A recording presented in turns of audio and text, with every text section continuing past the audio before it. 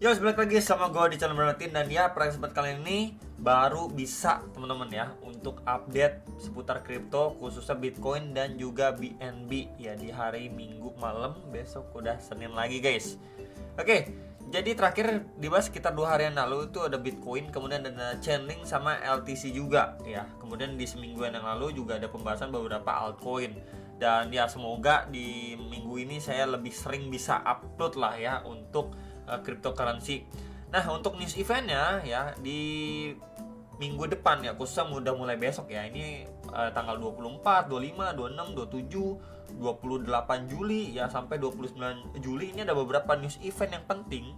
Cuman yang perlu di benar-benar di take note adalah kalau misalkan di tanggal 24 itu ada S&P Global US Service PMI. Ya, ini jam 8:45. Kemudian tanggal 25-nya ini jam 9 malam ini ada CB Consumer Confidence. Kemudian di tanggal 26 Juli ya di sini ada building permit ya, kemudian ada new home sale sama crude oil inventory. Sekitar ini mulai dari jam 7 dan jam 9 malam. Ya, jam 7, jam 9 sama jam setengah 10 malam. Nah, ini teman-teman ya. Tanggal 27 Julinya di sini ada FOMC statement. Ini jam 1 dini hari ya, subuh berarti. Ini ada Fed interest rate decision ya. The Fed akan menaikkan suku bunga. Apakah sesuai prediksi ini akan naikin 0,25 ya, cuman memang nggak sedikit juga yang memperkirakan kalau misalkan The Fed malah akan nge-pause atau menunda kenaikan atau bahkan udah nggak mau naikin suku bunga lagi. Cuman kalau misalkan kita lihat dari rilis data CPI yang terakhir itu kan turun sampai 3%. Minimal untuk target The Fed sendiri itu kan menekan sampai 2%. Jadi chance untuk The Fed masih akan menaikkan suku bunga itu probabilitasnya itu masih terbilang cukup besar ya. Jadi kalau misalkan nanti The Fed masih menaikkan suku bunga, bisa aja market kembali merah atau malah sideways karena memang ya udah orang udah expect dia naik 0,25% ya, which is itu masih normal gitu loh teman-teman. Tapi kalau misalkan The Fed malah nge-pause, itu market mungkin bisa rebound hijau ya. Nah, kemudian di sini ada core durable good order ya, ini jam setengah 8 malam. Kemudian ada GDP juga, ada initial jobless claim, ada pending home sale juga di tanggal 27 Juli. Kemudian di tanggal 28 ya, di sini ada core PCE ya. Kemudian ada apalagi yang bintang 3 ya. Kita lihat kan bintang 2 sama bintang 3. Kemudian di tanggal 29 juga nih beberapa CVTC lah. Cuman yang paling pentingnya itu atau main eventnya itu di tanggal 27 dan di 28 ya ada PCE ya. Jadi ada kenaikan suku bunga ya, kemudian GDP sama PCE ya untuk tanggal 27 dan 28 Juli. Jadi menurut saya ini adalah main event di minggu depan ya, which is mulai besok itu udah terhitung minggu depan. Jadi ya prepare buat teman-teman semua.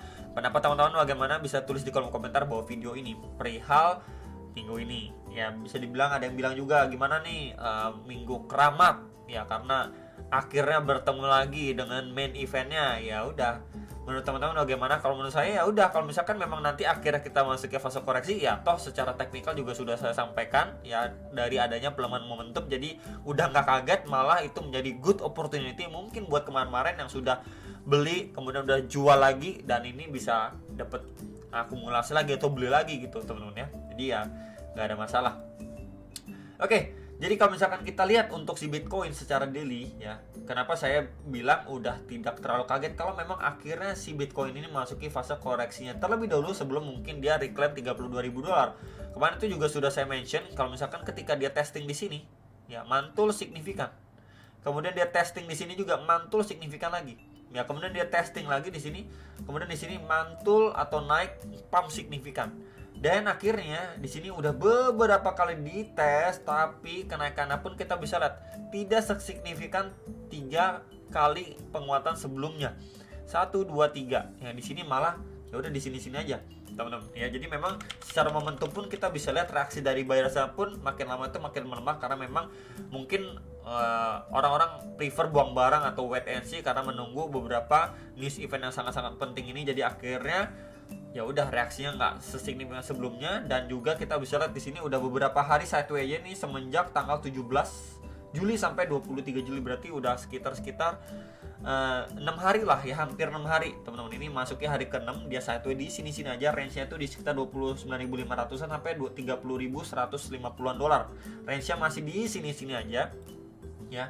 Tinggal kita lihat kalau memang akhirnya dia memilih terbreakdown dulu, maka area yang sangat-sangat berpotensi defisit itu di sekitar $28.500 secara daily-nya. Kalau kita lihat pembahasan yang sebelumnya juga sudah saya bahas gitu, ketika ini mendapatkan rejection yang strong aja, di sini adanya tanda gitu kalau misalkan buyers ini belum benar-benar mampu ngangkat harganya si Bitcoin dan mungkin aja memasuki fase koreksi terlebih dahulu ya, sebelum mungkin akhirnya mendapatkan reaksi dari buyers kembali untuk mampu ngangkat harga lebih tinggi ya.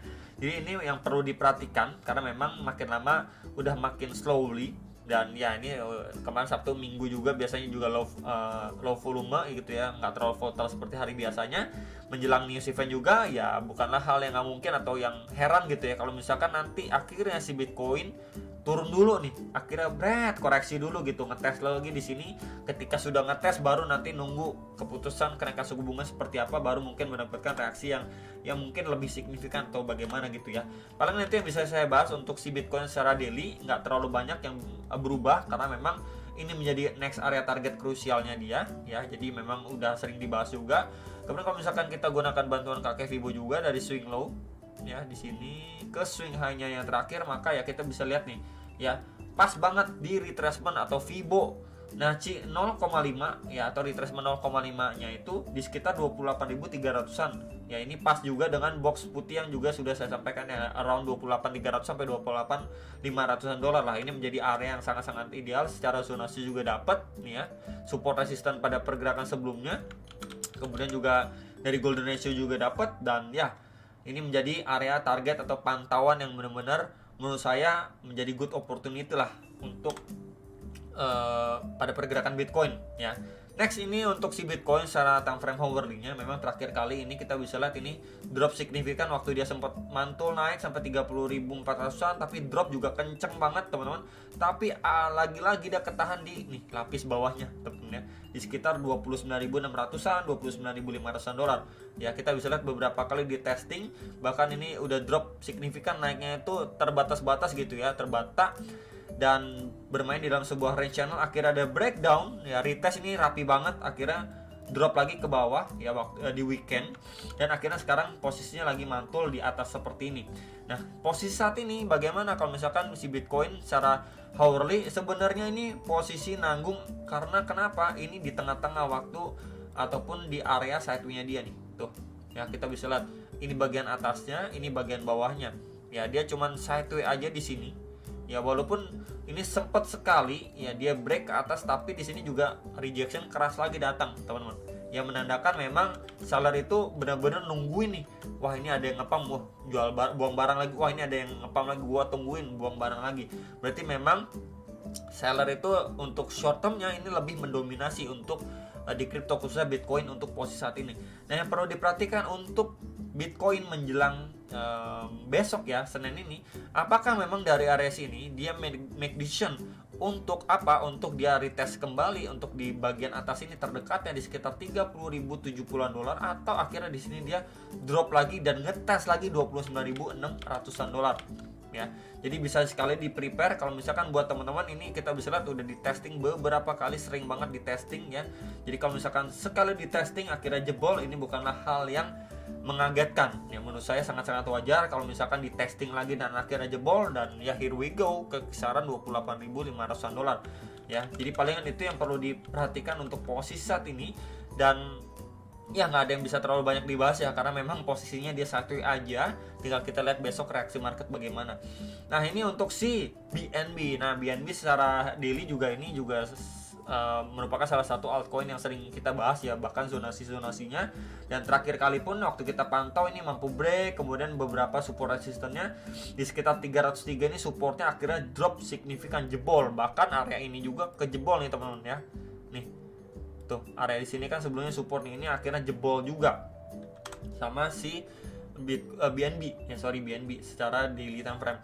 Nah akhirnya dia drop pun sampai sekitaran 220 dolar. Nah di mana area ini menjadi area tahanan pada pergerakan ya. Kenapa saya tanda area ini? Kita bisa lihat nih, ini sebelumnya di testing pada 12 Mei 2022, kemudian ini sempat dites juga pada 14 Juli 2022, Kemudian di pergerakan 16 Desember ya 2022, kemudian ini testing di lowest price pada 12 Juni 2023. Jadi memang area ini udah menjadi area krusial lah ya. Waktu dia drop signifikan pun ini sempat ngetes di sini naik, akhirnya dia drop lagi dan lain sebagainya ya. Jadi ini kita bisa bilang untuk area tahanan yang penting itu di sekitar 220 sampai 224,5 dolar untuk si BNB. Buat yang nanyain area support penting untuk secara daily-nya. Ini jadi ini area ini teman-teman.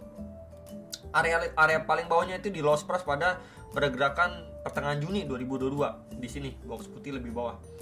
Ya ini di sekitar 183 sampai 191,5 dolar ya untuk si BNB. Minimal waktu dia drop signifikan seperti ini, reaksinya pun tidak terlalu signifikan. Ini malah ngebentuk jadi sebuah channel ya. Ini bagian atasnya, kemudian ini untuk bagian bawahnya teman-teman. Malah ini bisa dibilang juga menjadi sebuah bear flag pattern, di mana itu menjadi pattern kelanjutan. Kita bisa lihat di sini momentumnya nih drop signifikan, dia bergerak dalam sebuah channel ya. Ketika memang dia terbreakdown bisa aja untuk lanjut turun, bahkan ngetes nih sampai pertamanya itu di sekitar 220-an dolar ini, dan lebih bawahnya lagi di sini ya, area tadi lapis paling bawahnya yang tadi juga sudah saya sampaikan. Jadi prepare untuk skenario terburuk untuk BNB. By the way ini secara daily time frame ya. Dan kalau misalkan dilihat untuk secara patternnya bear flag. Nah ini bear flag pattern teman-teman ya di sini ya. Kita bisa lihat ini menjadi pattern kelanjutan untuk downtrend seperti ini. Kita bisa lihat ini sini. Nah di sini ini drop ya, kemudian dia bermain di sebuah channel, kemudian lanjut turun lagi. Ya, jadi ini menjadi salah satu bahan pertimbangan juga untuk teman-teman sekalian, karena ini merupakan bearish pattern lah, bisa dibilang seperti itu, khususnya untuk si BNB kondisinya secara daily time frame. Dia juga tertahan nih terhadap EMA 21 dan 34-nya. Di mana di sini nih? Garis warna kuning dan biru ini. Jadi memang dia ketahan di dalam sebuah channel plus juga indikator. Jadi sangat-sangat bisa dibilang berbahaya lah ya, kondisi yang benar-benar berbahaya untuk si BNB. Ini beberapa kali mencoba bertahan di atas trendline support ini. Jadi kalau misalkan dia jebol, siap-siap aja dia bakal turun ya. Terdekatnya kisaran berapa bro? Secara dari ini dulu terdekatnya nih di sini. Nah di sini dulu ya. Ini sekitar 230,8 sampai 234,1 dolar ya. Kemudian next lagi di sini ya 220 sampai 223,5, sekitar area itulah. Terdalamnya sekitar berapa bro? Terdalamnya sampai sini nih. Ya kalau ini jebol juga ya bakal ngejar area ini 183 sampai 191,7. Ini menjadi lowest price pada pergerakan 18-19 Juni 2022. Ya palingan itu yang pengen saya update untuk seputar BNB. Kemudian kalau misalkan kita lihat untuk di lower time frame nya sebentar, seperti di time frame 1 jam aja. Oke. Ya. Jadi kalau misalkan kita lihat secara time frame 1 jam ini kan dia drop signifikan terus turun. Nah, yang menarik adalah ketika memang dia ini masuki fase sideway-nya ya. Di sini juga terbentuk sebuah bearish pattern ya di sini untuk trendline supportnya, dan ini menjadi trendline resistance di sini. Tuh. Jadi semacam rising wedge. Ya, jadi ini udah terbreakdown dan ya posisinya sekarang ini menjadi support resistance sebelumnya nih ya. Dan ini menjadi resistance saat ini. Tuh. Lagi di testing. Jadi kalau misalkan ketika ini udah breakdown ya bisa dia lanjut turun lagi. Bahkan ngetes ke area bawah ini kalau misalkan dilihat secara hourly time frame. Ya, ini menjadi beberapa areanya dulu yang akan di testing, dan coba saya ganti menjadi box putih dulu. Ya, untuk area support atau ya next target ketika memang dia di sini setelah dia breakdown ya, kemudian dia naik sekedar untuk retest di sini. Kemudian misalkan di sini mendapatkan another rejection, maka kita akan melihat dia akan testing ke beberapa area ini seperti sekitar 240-an sama di sekitar 237-an dolar ya. Jadi palingan itu beberapa area yang perlu diperhatikan dan di take note lah untuk si BNB. Tapi kalau misalkan di sini dia mampu reclaim gitu ya, next area target ke sekitar berapa di sini? Ke highest price-nya nih. Tuh. Ya. Ini sekitar 244,8 sampai 245,5 dolar untuk si BNB. Jadi palingan itu aja yang bisa saya update untuk teman-teman. Semoga bisa bermanfaat dan sampai jumpa untuk next video. Salam profit.